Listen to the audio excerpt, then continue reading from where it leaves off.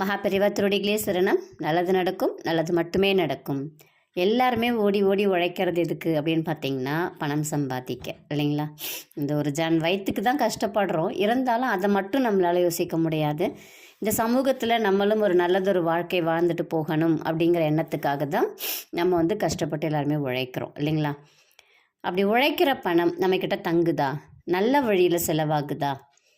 நல்ல வழியில் செலவாகணும், நம்மக்கிட்ட தங்கணும் அப்படின்னா எளிய முறையை தான் இன்றைக்கி நம்ம இந்த பதிவில் பார்க்க போகிறோம்.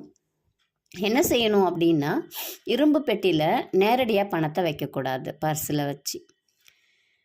மரப்பெட்டி ஏதாவது சின்னதாக இருந்துச்சு அப்படின்னா அந்த மரப்பெட்டிக்குள்ளார நீங்கள் பணத்தை வச்சு அது கூட பச்சைக்கற்பூரம், பட்டை, கிராம்பு இது மூணையும் சேர்த்து ஒரு துணியில், மஞ்சள் துணியில் கட்டி கூட நீங்கள் வைக்கலாம் பணப்பெட்டியில். பணத்தை அது சேர்க்கும், ஈர்க்கும் அப்படின்னு சொல்லுவாங்க. தாந்திரிக முறை தான் இது எல்லாமே. அடுத்து பார்த்தீங்க அப்படின்னா, நீங்கள் பணத்தை மரப்பெட்டி இல்லை அப்படின்னாக்கா மஞ்சள் கலர் பை இருக்குது இல்லைங்களா? நம்ம எல்லாருமே கல்யாணத்துக்கெலாம் கொடுப்பாங்க. அந்த மஞ்சள் கலர் பையில் நீங்கள் பணத்தை சுற்றி வைக்கலாம். இல்லைன்னா சிகப்பு கலர் துணியில் நம்ம சொன்ன மூணையும் சேர்த்து கூட பணத்தை சுற்றி வைக்கலாம். உங்கள் பர்ஸில் நீங்கள் இந்த பொட்டலத்தை வச்சு கூட காசை வச்சிங்க அப்படின்னா அந்த பணம் பர்ஸில் குறையாமல் இருக்கும் அப்படின்னு சொல்லுவாங்க. ஆனால் நீங்கள் லெதர் யூஸ் பண்ணக்கூடாது.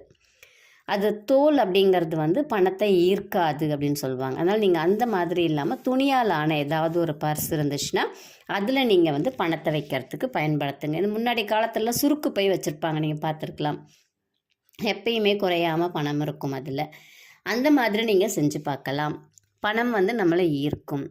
ஒரு கெட்ட பழக்கம் நம்மக்கிட்டலாம் இருக்குது. என்னன்னு பார்த்தீங்கன்னா, ஒரு காய்கறி வாங்க போகிறீங்க, ஒரு பூ வாங்குறீங்க, ஏதோ பழம் வாங்குறீங்க அப்படின்னா, கீரை வாங்குறீங்க அப்படின்னா அவங்கள்ட்ட பேரம் பேசி வாங்கிட்டுருப்பீங்க. அப்போ அது உங்கள் மனசை என்ன சொல்லுது அப்படின்னா, அந்த அளவுக்கு என்கிட்ட பணம் இல்லை.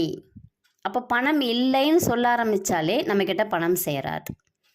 தயவு செஞ்சு இந்த மாதிரி இருக்கக்கூடிய ஆட்கள் யார்கிட்டையுமே பேரம் பேசக்கூடாது.